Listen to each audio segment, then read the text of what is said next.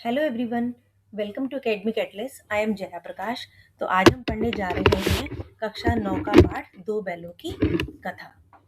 तो ये जो कहानी है, ये जो लेख है, ये लिखा है प्रेमचंद जी ने, जो हमारे बहुत ही प्रसिद्ध लेखक और कवि भी रहे हैं। जानवरों में सबसे ज्यादा बुद्धिहीन समझा जाता, गधा जो है उसको सबसे ज्यादा बुद्धिहीन समझा जाता है। जब हम किसी आदमी को परले दर्जे का बेवकूफ कहना चाहते हैं तो उसे गधा कहते हैं। गधा सचमुच बेवकूफ है या उसके सीधेपन, उसकी निरापद सहिष्णुता ने उसे यह पदवी दे दी है, इसका निश्चय नहीं किया जा सकता। मतलब कहने का मतलब है कि जब जानवर, जितने भी जानवर हैं उनमें हम सबसे ज्यादा बुद्धिहीन गधे को समझते हैं। इसीलिए अब अगर किसी आदमी को हमें बेवकूफ कहना होता है या हम उसे समझते हैं कि वो बेवकूफ है तो हम उसे गधा कह देते हैं। अब गधा सचमुच बेवकूफ है या वो इतना सीधा है, उसके सीधेपन को देखकर लोग उसे गधा कहते हैं, ये अभी तक पता नहीं चला। ठीक है। गाय सींग मारती है। ब्याई हुई गाय तो अनायास ही सिंहनी का रूप धारण कर लेती है। कुत्ता भी बहुत गरीब जानवर है, लेकिन कभी कभी उसे क्रोध आ जाता है, किंतु गधे को कभी क्रोध करते नहीं सुना, ना ही देखा। अब क्या क्या बताया जा रहा है इसमें कि जितने भी जानवर हैं उनमें सबसे सीधा गधा होता है। अब देखिए, जैसे गाय है, वो भी कभी कभी सींग मार देती है जब उसे गुस्सा आ जाता है। या फिर जो ब्याई हुई गाय होती है, यानी जिस गाय ने कभी बच्चे दिए होते हैं, तो वो इतनी ज्यादा खतरनाक होती है, उसके पास जाओ तो एक इनसिक्योरिटी की वजह से वो सिंहनी का रूप धारण कर लेती है, अपने बच्चों के पास भी किसी को आने नहीं देती। कुत्ता भी बहुत गरीब जानवर कहा जाता है, लेकिन फिर भी कभी कभी उसे गुस्सा आ जाता है और वो काट लेता है। किंतु गधे को कभी ना तो किसी ने गुस्सा होते हुए देखा, क्रोध करते हुए देखा, और ना ही सुना। जितना चाहो गरीब को मारो, चाहे जैसी खराब सड़ी हुई घास सामने डाल दो, उसके चेहरे पर कभी असंतोष की छाया भी ना दिखाई देगी। अब गधा जो है ना, वो ऐसा है, इतना सीधा होता है कि उसको चाहे जितना मर्जी मारो, चाहे जैसी खरी खराब सड़ी हुई घास उसके सामने डाल दो, लेकिन कभी भी तुमने उसके चेहरे पर कोई भी असंतोष की भावना नहीं देखी होगी। वैशाख के वैशाख में एकाध बार कुलेल कर लेता हो, पर हमने तो उसे कभी खुश होते नहीं देखा। मतलब वैशाख के महीने में ना एकाध बार कभी तुमने उसको, गधे को खुश होते हुए जरूर देखा होगा, कुलेल करते हुए जरूर देखा होगा, लेकिन कभी उसे, इसके अलावा कभी उसे खुश होते हुए किसी ने नहीं देखा। उसके चेहरे पर एक विषाद स्थायी रूप से छाया रहता है। सुख दुख, हानि लाभ, किसी भी दशा में उसे बदलते नहीं देखा। मतलब हमेशा से वो एक जैसा ही रहता है। कभी उसे ना दुखी देखा किसी ने, ना ही उसको कभी बहुत खुश देखा, ना कभी उसको किसी लाभ या हानि, किसी चीज का भी उसका रूप बदलते नहीं देखा। ऋषियों मुनियों के जितने गुण हैं वे सभी उसमें पराकाष्ठा को पहुंच गए हैं। अब ऋषि मुनियों से क्यों उनकी तुलना की गई है गधों की? क्योंकि ऋषि मुनि भी हैं जो उनको भी हमेशा आप एक जैसे ही देखेंगे। सुख हो, दुख हो, हानि हो, लाभ हो, वो हमेशा अपने ऋषि मुनि एक ही तरह रहते हैं, अपने योगियों के रूप में रहते हैं, तपस्या करते रहते हैं। तो उसी तरह से गधे को भी बताया गया है कि उनमें भी वो पराकाष्ठा को पहुंच गया, मतलब उनसे भी ऊपर पहुंच गया है। पर आदमी उसे बेवकूफ कहता है। सद्गुणों का इतना अनादर कहीं नहीं देखा। मतलब वो इतना सीधा होता है, कभी किसी चीज का विरोध नहीं करता, उसके बाद भी हर आदमी गधे को बेवकूफ समझता है, इतना उसका अनादर करता है। कदाचित सीधापन संसार के लिए उपयुक्त नहीं है। देखिए ना, भारतवासियों की अफ्रीका में क्या दुर्दशा हो रही है। क्यों अमेरिका में उन्हें घुसने नहीं दिया जाता? बेचारे शराब नहीं पीते, चार पैसे कुछ समय के लिए बचा कर रखते हैं, जी तोड़कर काम करते हैं, किसी से लड़ाई झगड़ा नहीं करते, चार बातें सुनकर गम खा जाते हैं, फिर भी बदनाम है। अब यहाँ पे क्या बताया जा रहा है कि सीधापन जो है वो बिल्कुल भी ठीक नहीं है। सीधापन संसार के लिए उपयुक्त नहीं है। क्यों नहीं है? क्योंकि देखो, अब वो क्या बता रहे हैं कि जैसे भारतवासी हैं वो बड़े सीधे हैं, तो अफ्रीका वालों ने उनकी कितनी दुर्दशा की हुई है। अमेरिका में उन्हें घुसने नहीं दिया जाता, वो बेचारे अपने मन मर्जी का कुछ कर नहीं पाते, वहाँ चार पैसे कमाने के लिए गए हैं, उन्हें वो बचा बचा कर रखते हैं। ठीक है, जी तोड़कर वहां पे वो मेहनत करते हैं, किसी से लड़ाई झगड़ा नहीं करते, चार बातें भी सुन लेते हैं, और उसके बाद भी जो भारतीय हैं वो फॉरेन कंट्री में बदनाम है। कहा जाता है वे जीवन के आदर्श को नीचा करते हैं। अगर भी ईंट का जवाब पत्थर से देना सीख जाते तो शायद सभ्य कहलाने लगते। मतलब अगर भारतीय भी इतने उनके सामना करने को तैयार हो जाते, जो उन्हें बिल्कुल किसी तरीके से भी नहीं समझते हैं, फॉरेन कंट्री के लोग जो हैं, अमेरिका के या फिर क्या बताया जा रहा है ना यहाँ पे, जो अफ्रीका के, अमेरिका के लोग उन्हें कुछ नहीं समझते, अगर वो भी ईंट का जवाब पत्थर से देना चाहते हैं, मतलब जैसे लोग उनके साथ सुलूक किया करते हैं फॉरेन में, अगर वो भी भारतीय भी उनके साथ वैसे सुलूक करने लगते तो वो भी सभ्य कहलाने लगते। जापान की मिसाल सामने है, एक ही विजय ने उन्हें उसे संसार के सभी जातियों में गण्य बना दिया। जापान की मिसाल दी जा रही है कि एक ही विजय ने, एक बार जब जापान जीत गया तो उसे संसार की सभ्य जातियों में गिनने लगे हम, कि जापान एक बार विजय पा ली उसने युद्ध में, तो वो सबसे ज्यादा सभ्य माना जाने लगा। लेकिन गधे का एक छोटा भाई और भी है, जो उससे कम ही गधा है, और वह है बैल। अब यहाँ पे बताया जा रहा है कि गधे का एक और भाई है जो उससे थोड़ा सा कम गधा है, और उसका नाम क्या बताया जा रहा है, बैल, यानी बैल को भी गधे की ही संज्ञा दी जा रही है। जिस अर्थ में हम गधे का प्रयोग करते हैं, कुछ उसी से मिलते जुलते अर्थ में है बछिया के ताऊ का भी प्रयोग करते हैं। कुछ लोग बैल को शायद बेवकूफों में सर्वश्रेष्ठ कहेंगे, मगर हमारा विचार ऐसा नहीं है।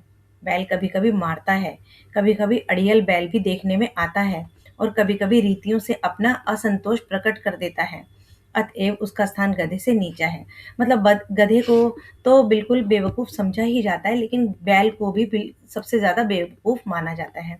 लेकिन यहाँ पर लेखक कह रहे हैं ऐसा नहीं है, बैल सबसे ज़्यादा बेवकूफ़ नहीं हो सकता। क्यों?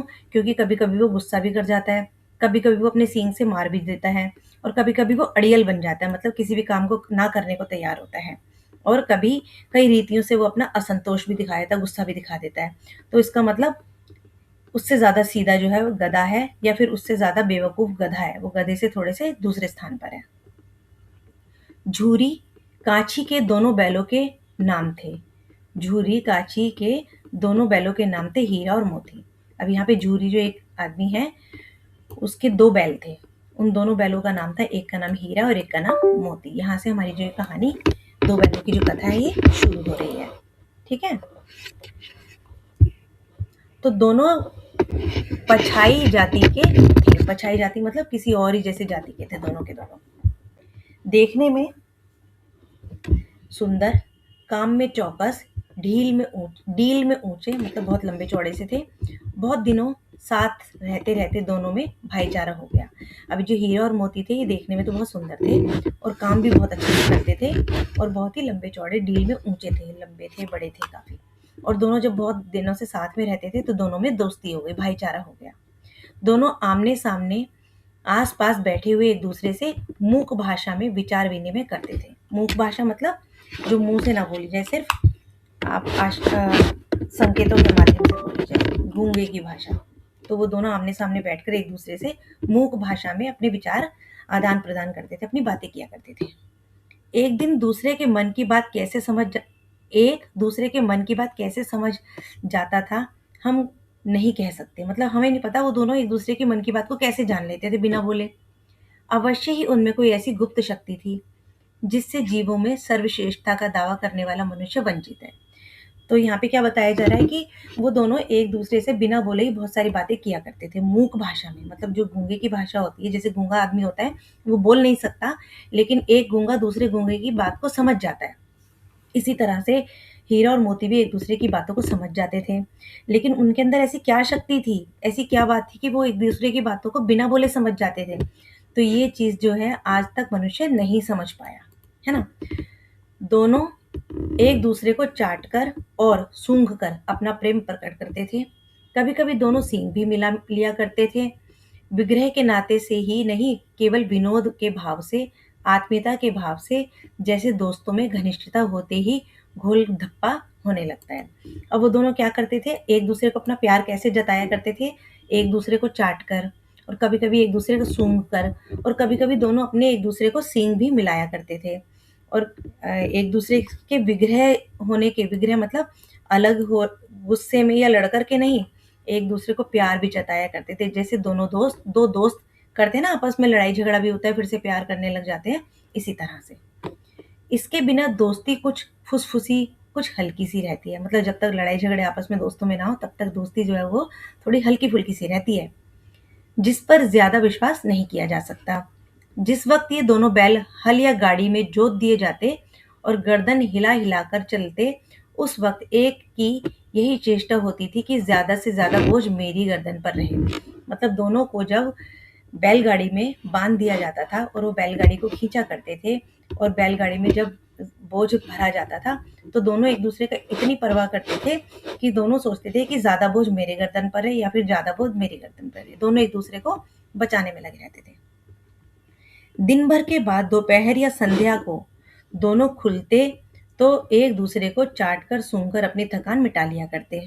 जब पूरा दिन वो काम करते थे उसके बाद शाम को, संध्या का मतलब होता है शाम के समय, इवनिंग टाइम, तो शाम के समय जब दोनों को खोल दिया जाता था गाड़ी से, बैलगाड़ी से, तो वो एक दूसरे को चाट कर और सूंघ कर अपनी थकान को मिटा लेते थे। नाद में खली भूसा पड़ जाने के कारण के बाद दोनों साथ उठते, साथ नाद में मुंह डालते और साथ ही बैठते थे। एक मुंह हटा लेता तो दूसरा भी हटा लेता था।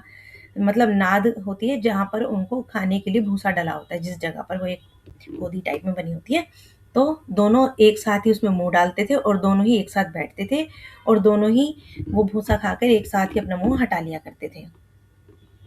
संयोग की बात, झूरी ने एक बार गोई को ससुराल भेज दिया।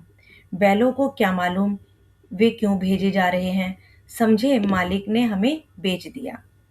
एक बार क्या हुआ, झूरी ने एक बार गोई को ससुराल भेज दिया। बैलों को क्या पता था कि भाई क्यों भेजे जा रहे हैं, तो वो समझे कि मालिक ने हमें भेज दिया। अपना यूं बेचा जाना उन्हें अच्छा लगा या बुरा कौन जाने, पर झूरी के साले गया को घर तक गोई ले जाने में दांतों पसीना आ गया। तो जब जो झूरी का जो साला था, उसकी वाइफ का जो भाई था, जब वो उनको घर लेकर के गया तो उसको पसीने आ गए। क्यों? पीछे से हाँकता तो दोनों दाएं बाएं भागते, पगहिया पकड़कर आगे से खींचता तो दोनों पीछे को जोर लगाते। जब वो दोनों को अपने घर लेकर जा रहा था जूरी का साला, तो दोनों ने क्या किया, उसको इतना तंग कर दिया कि जब वो पीछे से उनको हाँकता हुआ लेके जाता तो इधर उधर भागते, दाएं बाएं भागते, और अगर आगे से हाँकता और पीछे से हाँकता तो दोनों जोर लगाकर पीछे जाने लग जाते। मारता तो दोनों सींग नीचे करके हुंकारते।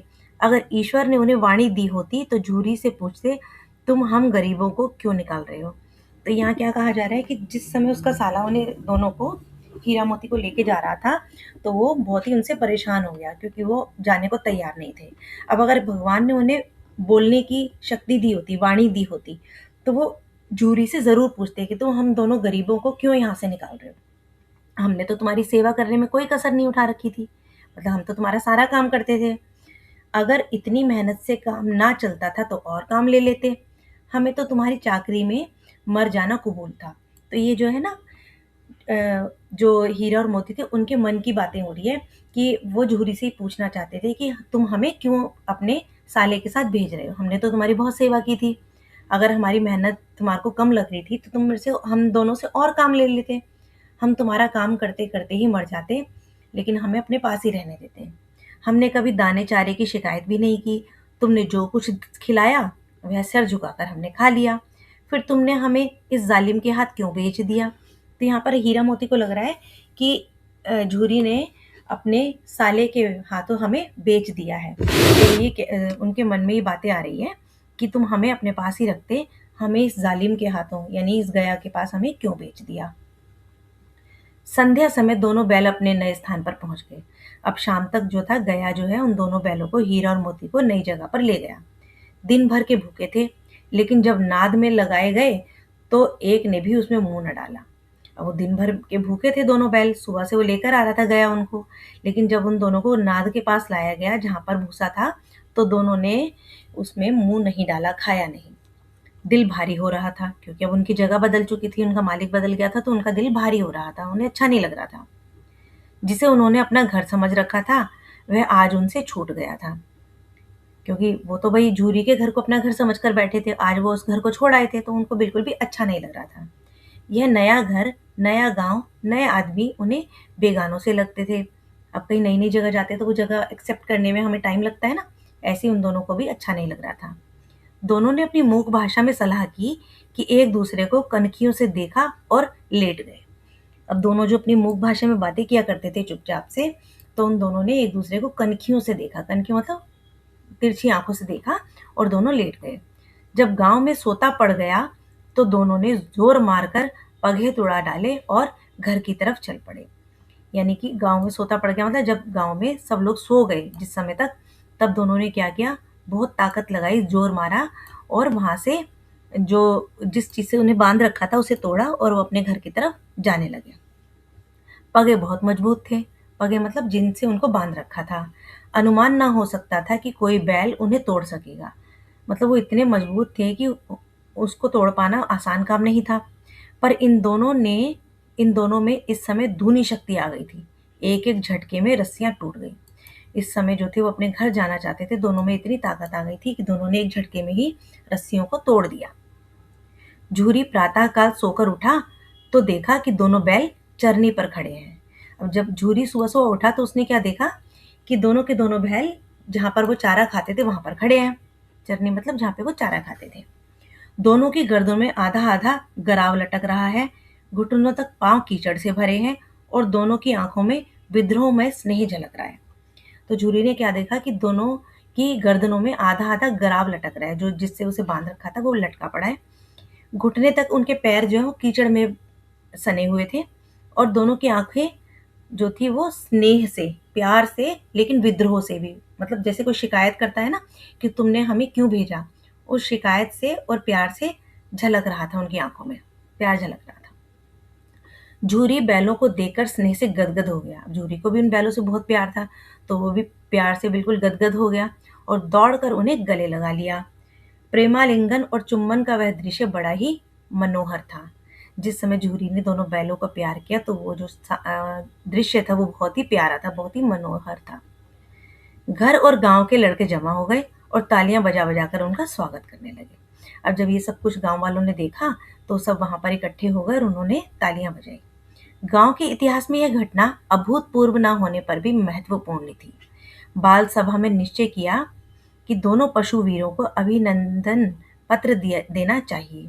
कोई अपने घर से रोटियां लाया, कोई गुड़ और चोकर और कोई भूसी। तो सबने उन दोनों को, हीरा और मोती को, अभिनंदन पत्र देना चाहा, मतलब उनका स्वागत किया। और कोई उनके लिए रोटियां लाया, कोई उनके लिए गुड़ लाया, तो कोई चौकर और भूसी लेकर आया। एक बालक ने कहा, मैं ऐसे बैल किसी के पास ना होंगे। एक बालक ने कहा कि भाई जितने प्यारे ये हैं दोनों, ऐसे किसी के पास भी नहीं होंगे। दूसरे ने समर्थन किया, इतनी दूर से दोनों अकेले चले आए। तीसरा बोला, बैल नहीं है वे, उस जन्म के आदमी हैं। इसका प्रतिवाद करने का किसी को साहस ना हुआ। अब उन सबको लग रहा था कि ये इतना प्यार करते हैं ना जूली से कि इतनी दूर से अकेले आ गए, तो ये बैल नहीं है, ये किसी जन्म के आदमी ही है, जानवर नहीं है, इंसान है। तो जूरी की स्त्री ने बैलों को द्वार पर देखा तो जल उठी। अब यहाँ पर जो जूरी की जो वाइफ थी, उसकी जो स्त्री थी, उसने जब देखा कि दोनों बैल दोबारा से आ गए हैं, द्वार पर दरवाजे के पास देखा तो उसे बहुत बुरा लगा। वो जल उठी और बोली, मैंने नमक हराम बैल है, बोली, कैसे नमक हराम बैल है? एक दिन वहां काम ना किया, भाग खड़े आए, क्योंकि वो उसके भाई के घर से वापस भाग आए थे। जूरी अपने बैलों पर यह आपेक्ष ना सुन सका। नमक हराम क्यों है? चारा दाना ना दिया होगा तो क्या करते? अब यहाँ पर जूरी ने जब अपनी वाइफ की बात सुनी तो उसे बहुत बुरा लगा। तो उसने कहा कि नमक हराम नहीं है, जब तुम्हारे भाई ने इनको चारा दाना नहीं दिया होगा तो ये आ गए, तो ये क्या करते? स्त्री ने रौब के साथ कहा, जूरी की वाइफ ने रौब के साथ कहा, बस तुम ही तो बैलों को खिलाना जानते हो, और तो सभी पानी पिला पिला कर रखते हैं। अब क्योंकि भाई की बात हो रही थी उसके, तो वो बोली कि सिर्फ तुम ही तो बैलों को खाना खिलाते हो, बाकी तो सब सिर्फ पानी पिलाते हैं। जूरी ने चिढ़ाया, चारा मिलता तो क्यों भागते? कि मतलब अगर तुम्हारा भाई इनको कुछ खाने को देता है तो ये वहां से क्यों भाग कर आते? स्त्री चिड़ी, भागे इसलिए कि वे लोग तुम जैसे बुद्धुओं की तरह बैलों को सहलाते नहीं, खिलाते हैं, तो रगड़ कर जोतते भी हैं। ये दोनों ठहरे कामचोर, भाग निकले। अब देखूं कहाँ से खली और चोकर मिलता है। सूखे भूसे के सिवा कुछ न दूंगी, खाए चाहे मरे। तो यहाँ पर जो है झूरी की जो वाइफ है, उसको बहुत ही गुस्सा आ रहा था कि दोनों बैल हीरा मोती वापस क्यों आ गए। तो उसने कहा कि ये दोनों भागे नहीं हैं, ये बुद्धू की तरह अब तुम जैसे बुद्धू मेरा भाई नहीं है कि बैलों को सिर्फ प्यार ही करता रहे। वो तो बैलों को खाना भी खिलाता है तो उनसे काम भी लेता है, और ये दोनों तो कामचोर हैं, काम करना नहीं जानते, ना ही चाहते हैं, तो ये वहां से भाग आए। अब यहाँ पर जूरी की वाइफ कहती है कि अब देखती हूँ मैं इनको तुम क्या खिलाते हो। मैं इनको सूखा भूसा दूंगी, चाहे ये खाएं चाहे ये मर जाए। वही हुआ। मंजूर को कड़ी ताकीद कर दी गई, बैलों को खाली भूसा, सूखा भूसा दिया जाए। अब यहाँ पर जो जूरी की जो वाइफ है, उसकी पत्नी, उसने जो इनको खाना डालता था उसको बहुत ही गुस्से में बोल दिया कि इनको अब सिर्फ सूखा भूसा दिया जाएगा और कुछ नहीं दिया जाएगा। बैलों ने नाद में मुंह डाला तो फीका फीका, ना कोई चिकनाहट ना कोई रस। क्या खाए? आशा भरी आंखों से द्वार की ओर ताकने लगी। अब जब बैलों ने नाद में खाना खाने के लिए, भूसा खाने के लिए मुंह डाला, तो उसके अंदर सूखा भूसा था। ना तो कोई चिकनाहट थी और ना ही कुछ गीलापन था जिससे वो खा सके। सूखा भूसा था। तो वो दोनों की दोनों जो थे, द्वार की ओर देखते रहे, दरवाजे की ओर देखते रहे, हीरा और मोती। झूरी ने मजूर से कहा, मजूर कौन था? जो उनको चारा डाला करता था। थोड़ी सी खली क्यों नहीं डाल देता बे, मालकिन मुझे मार ही डालेगी। जूरी ने कहा कि भाई थोड़ी सी खली भी डाल दे, ताकि इन दोनों बैलों को कुछ खाना खाया जा सके।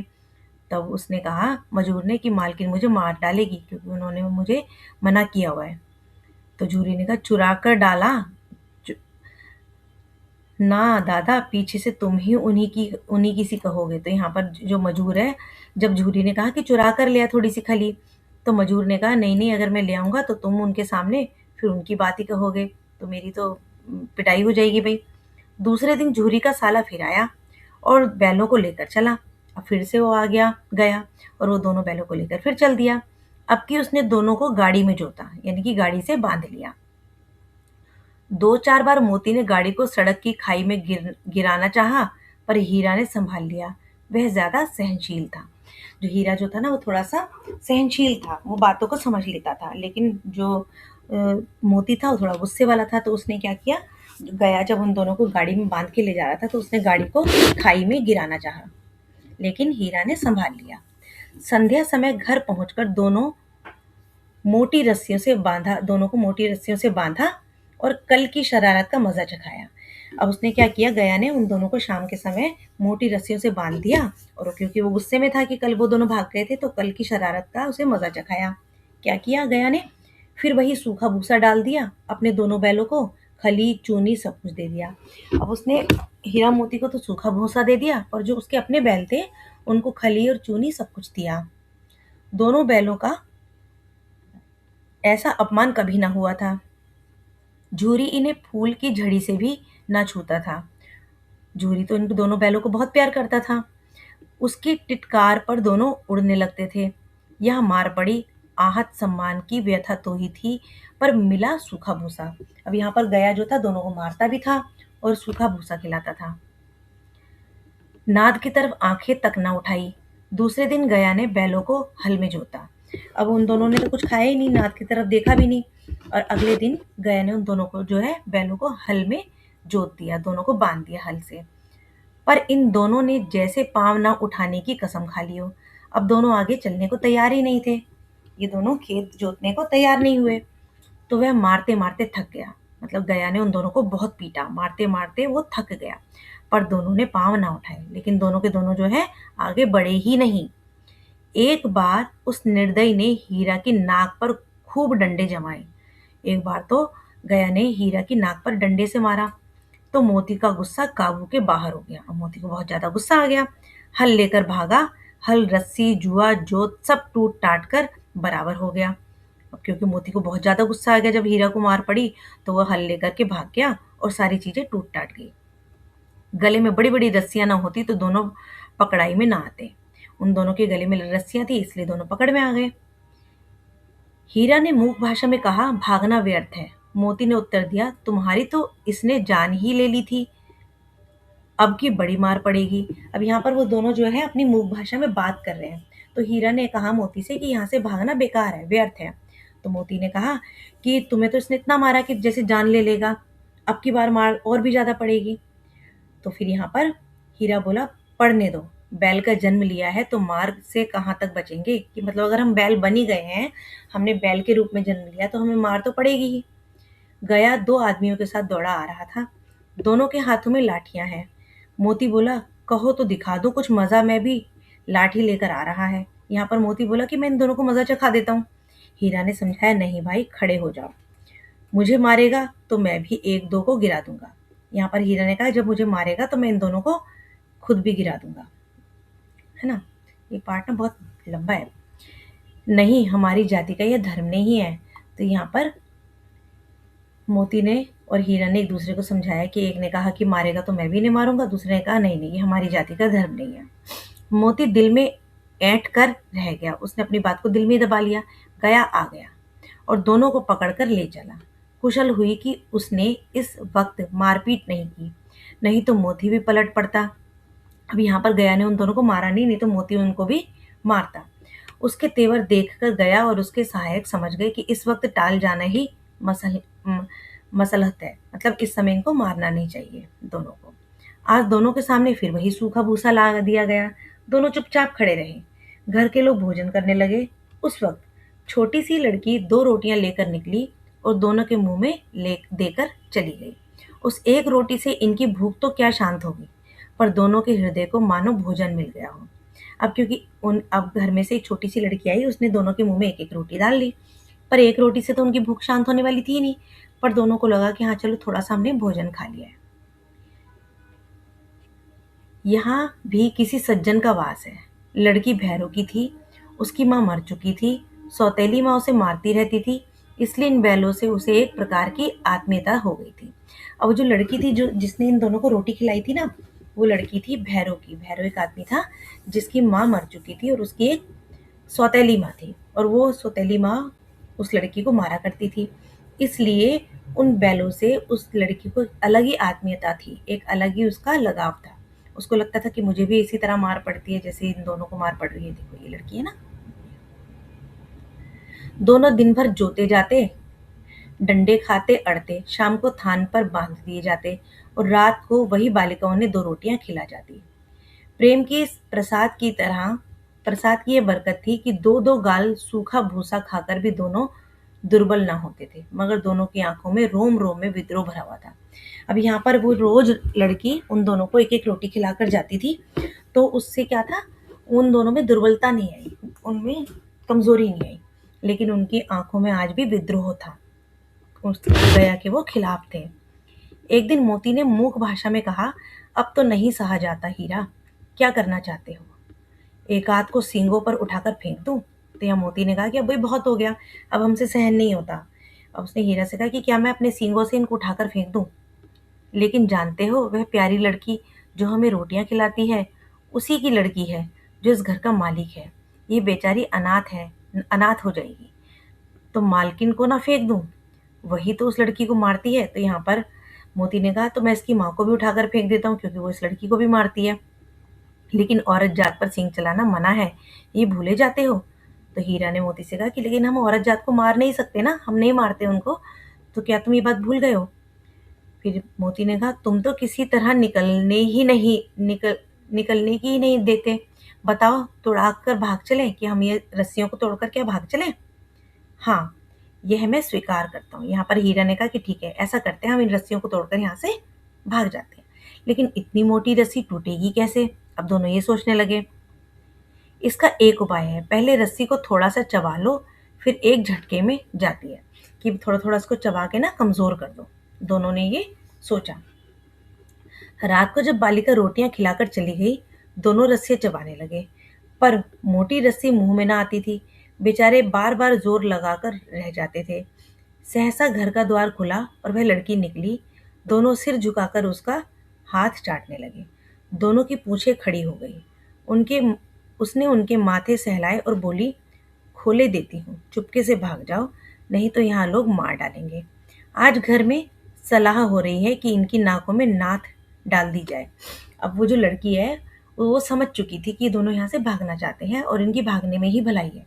तो वो लड़की आई बाहर, उसने दोनों बैलों को बोला कि मैं तुम्हें खोल देती हूँ और तुम दोनों चुपचाप यहाँ से भाग जाओ, क्योंकि आज घर में जो बात हो रही थी कि इन दोनों की नाक में नाथ डाल देते हैं। उसने गराव खोल दिया, पर दोनों चुपचाप खड़े रहे। मोती ने अपनी भाषा में पूछा, अब चलते क्यों नहीं? मोती ने हीरा से कहा।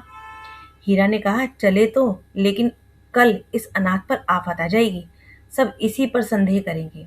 सहसा बालिका चिल्लाई, दोनों फूफा वाले बैल भागे जा रहे हैं। ओ दादा दादा, दोनों बैल भागे जा रहे हैं, जल्दी दौड़ो।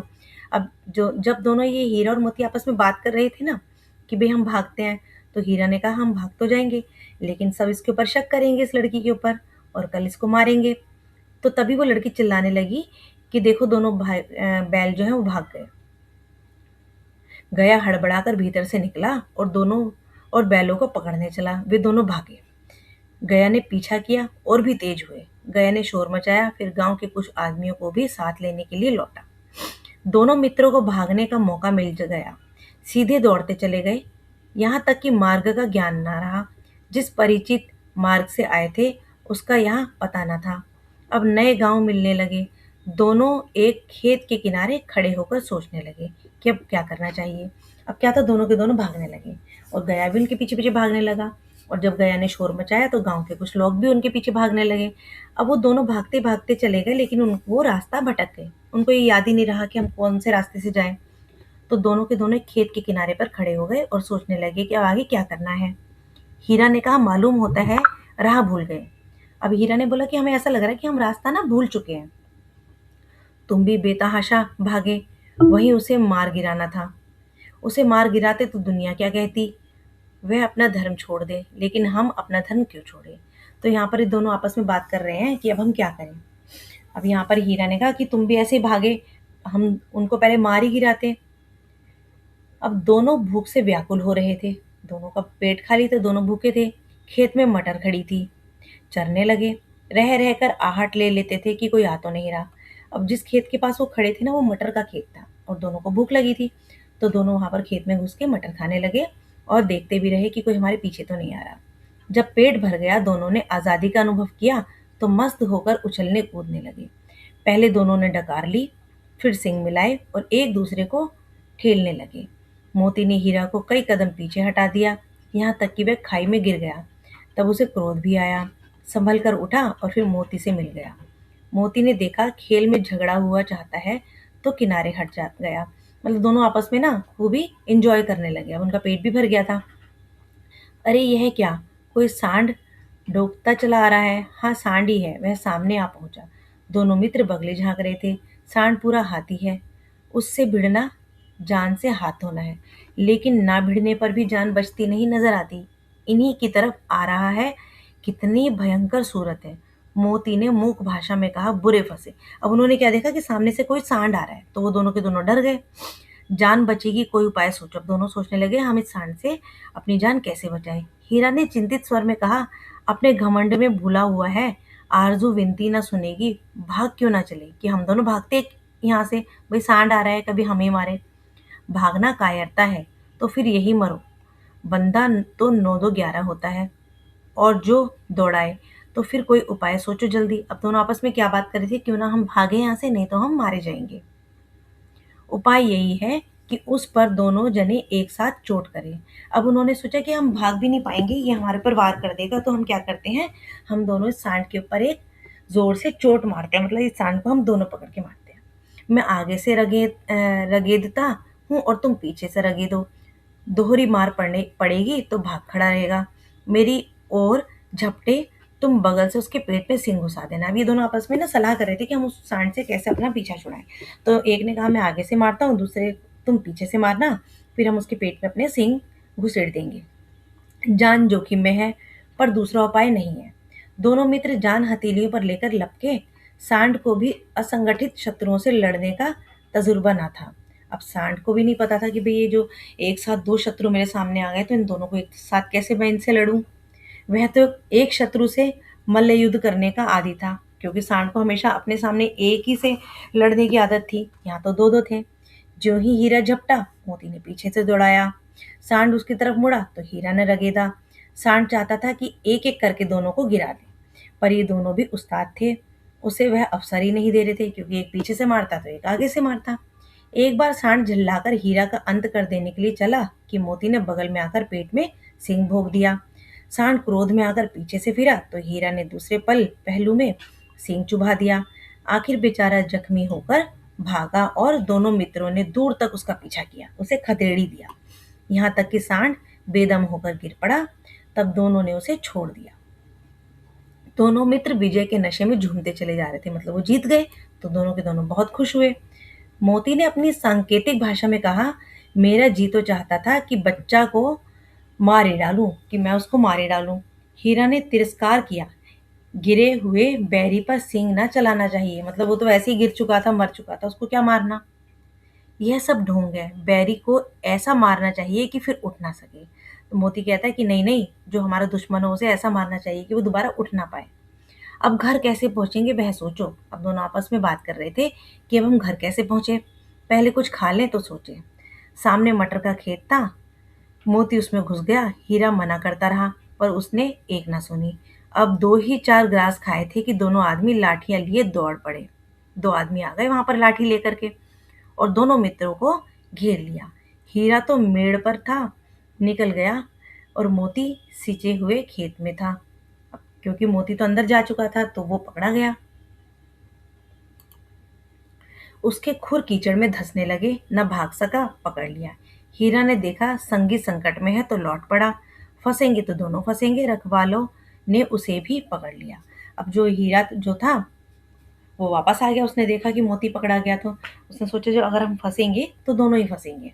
अब दोनों को उन आदमियों ने पकड़ लिया। प्रातःकाल दोनों मित्र कांजी हाउस में बंद कर दिए गए। कहाँ तक ये पाठ?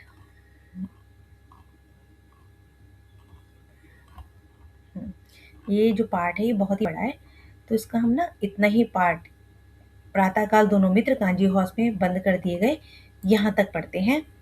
आशा करती हूँ आपको वीडियो पसंद आई होगी। इसके आगे का पार्ट हम नेक्स्ट वीडियो में कवर करेंगे, इसको हम 2 पार्ट में कवर करेंगे। अगर आपको वीडियो पसंद आई हो, समझ आई हो, तो इसको सब्सक्राइब कीजिए, अपने फ्रेंड्स के साथ शेयर कीजिए। मिलते हैं नेक्स्ट वीडियो में इसके पार्ट 2 में। तब तक के लिए बाय बाय।